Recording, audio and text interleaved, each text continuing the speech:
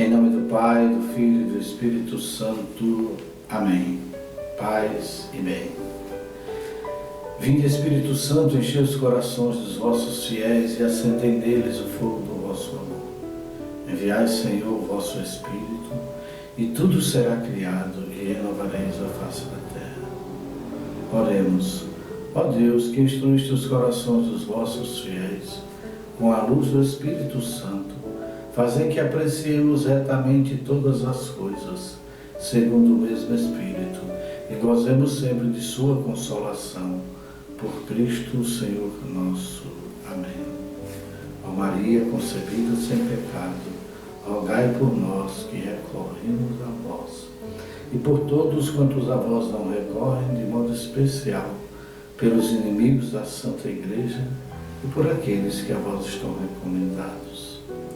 Acampa, Mãe querida, em nossas almas e nossa vida, com os santos anjos do Senhor, para que na nossa alma, na nossa vida, a sua vontade do Senhor aconteça. Para a glória do Pai, do Filho e do Espírito Santo. Amém. Então, caríssimos irmãos e caríssimas irmãs, vamos à liturgia desse domingo, 23º domingo do tempo comum. E nesse domingo nós meditaremos sobre a condição para ser discípulo de Cristo, para ser aquele que segue Cristo até o reino dos céus, até a vitória final dos eleitos. E vou, por isso mesmo, rezar com vocês ou proclamar para vocês e para mim também o Evangelho desse domingo. Lucas capítulo 14, versículos de 25 ao versículo 33. O Senhor esteja convosco, Ele está no meio de nós. Proclamação do Evangelho de nosso Senhor Jesus Cristo, segundo Lucas. Glória a vós, Senhor. Naquele tempo, grandes multidões acompanhavam Jesus. Voltando-se, ele lhes disse: se alguém vem a mim, mas não se desapega de seu pai e sua mãe, sua mulher e seus filhos, seus irmãos e suas irmãs, e até da sua própria vida, não pode ser meu discípulo. Quem não carrega a sua cruz e não caminha atrás de mim, não pode ser meu discípulo. Com efeito, qual de vós, querendo construir uma torre, não se senta primeiro e calcula os gastos, para ver se tem o suficiente para terminar? Caso contrário, ele vai lançar o alicerce e não será capaz de acabar. E todos os que virem isso começarão a caçoar, dizendo: este homem começou a construir e não foi capaz de acabar. Ou ainda, qual rei que ao sair para guerrear com outro, não se senta primeiro e examina bem se com 10.000 homens poderá enfrentar o outro que marcha contra ele com 20.000? Se ele vê que não pode, enquanto o outro ainda está longe, envia mensageiros para negociar as condições de paz. Do mesmo modo, portanto, qualquer um de vós, se não renunciar a tudo que tem, não pode ser meu discípulo. Palavra da salvação. Glória a vós, Senhor. Pois bem, caríssimos irmãos e irmãs, quais realmente as condições que Jesus está nos dando para sermos autênticos seguidores dele? Primeira condição: cada um põe-se no seu lugar. Isso vem da primeira leitura dessa liturgia de hoje, que é do livro da sabedoria. Nós somos limitados. A nossa capacidade é graça de Deus. Agora, se eu não cresço nessa graça, eu vou continuar no meu limite. Mas para eu crescer nessa graça, eu tenho que realmente me entregar. É uma questão de entrega. Ninguém se entrega para não acolher algo. A entrega já está dizendo, é para acolher alguma coisa, porque eu estou plantando com a minha entrega e recebendo a graça para que eu cresça nela, conforme a vontade de Deus. Então faz parte do discipulado a entrega do discípulo. Se o discípulo se entrega totalmente à instrução, se o discípulo não se entrega à oração, se o discípulo não se entrega à comunhão com o Senhor, como poderá esse discípulo chegar aonde o seu Senhor lhe indica, lhe mostra que deve seguir, ou que deve chegar? Depois, na segunda leitura, São Paulo é profundamente misericordioso com Onésimo. E ele fala dessa misericórdia como vemos na leitura. É bonito demais essa leitura, é tão bonito que eu vou fazer para vocês. Caríssimo, eu, Paulo, velho como estou, e agora também prisioneiro de Cristo Jesus, faço-te um pedido em favor do meu filho que fiz nascer para Cristo na prisão, Onésimo. Essa carta ele escreve a Filemon. Filemon tinha um escravo, que era Onésimo, que fugiu. Então, ele diz, eu estou mandando de volta para ti. Eu o estou mandando de volta para ti. Ele é como se fosse o meu próprio coração. Gostaria de tê-lo comigo, a fim de que fosse teu representante para cuidar de mim nesta prisão, que eu devo ao Evangelho.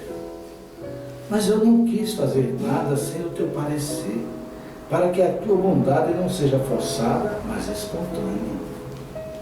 Se ele te foi retirado por algum tempo, talvez seja para que o tenhas de volta para sempre.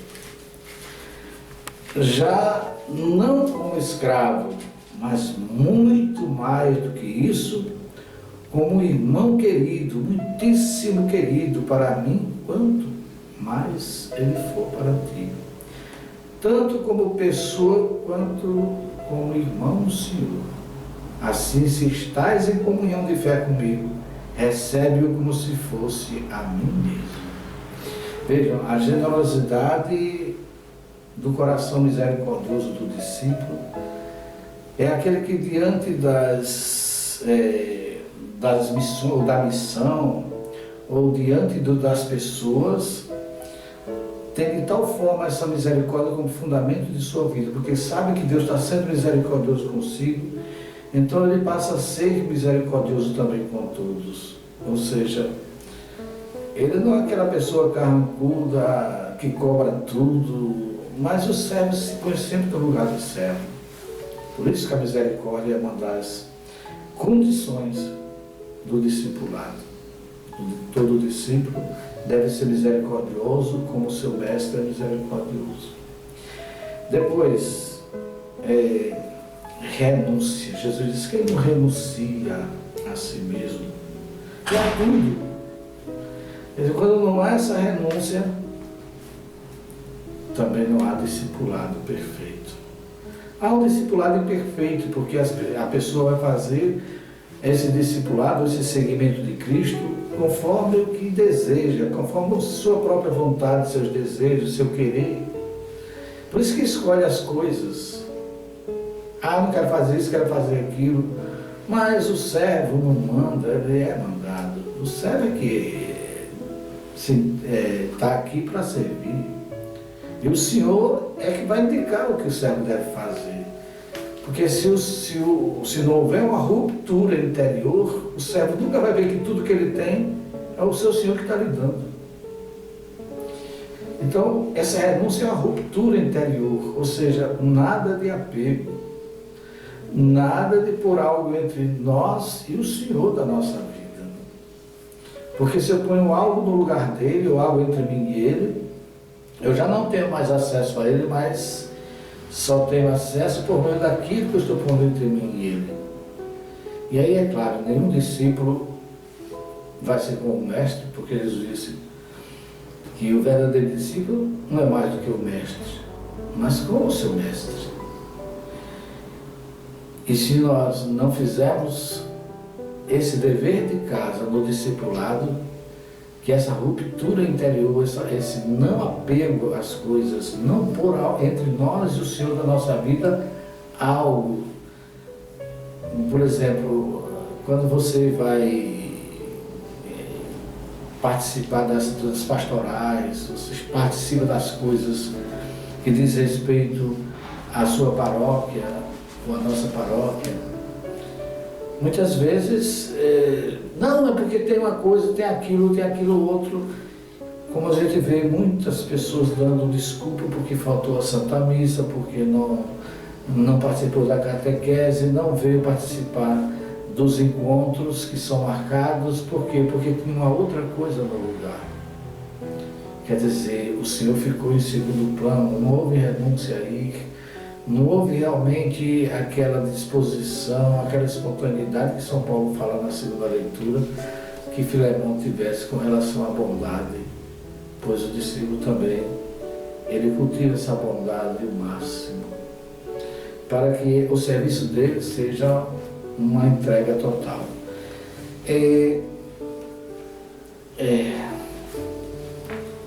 Tem aqui algo muito bonito que fala sobre o discipulado também, na carta de São Paulo aos Colossenses. Ele diz assim: tudo o que fizerdes, fazei de bom coração, como para o Senhor e não para os homens.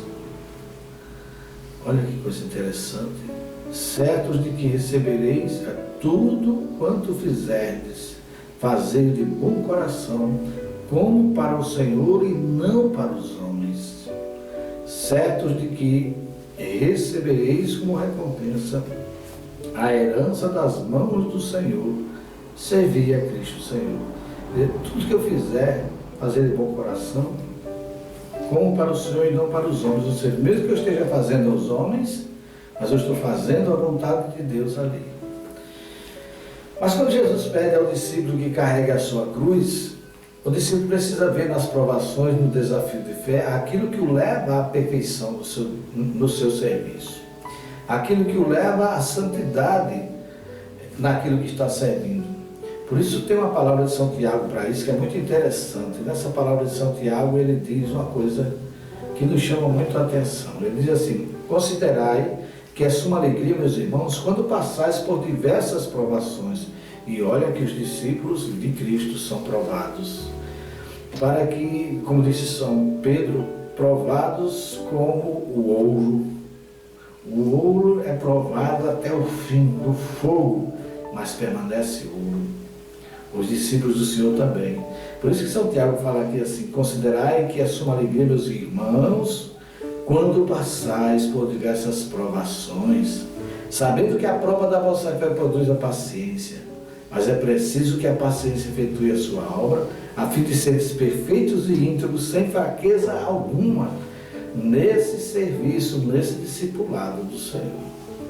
Então, recapitulando, a necessidade, as condições para o verdadeiro discipulado é reconhecer-se pequenino, frágil, para que nessa pequenez e nessa fragilidade se revele a sabedoria de Deus nesse serviço que prestamos a Ele. Depois, ser misericordioso, porque sem a misericórdia nós não estaríamos nem aqui. E depois, renunciar, é ter essa ruptura, esse desapego. Quando eu me desapego, é porque eu amo mais o Senhor do que as coisas que tenho ou que pretendo ter, ou que estão à minha disposição. Mas nada disso eu tenho, porque o meu Senhor já é o tudo da minha vida. Palavra da salvação. Glória a vós, Senhor. O Senhor esteja convosco, Ele está no meio de nós. Abençoe-vos Deus Todo-Poderoso, Pai, Filho e Espírito Santo. Fique em paz, o Senhor esteja sempre convosco. Amém.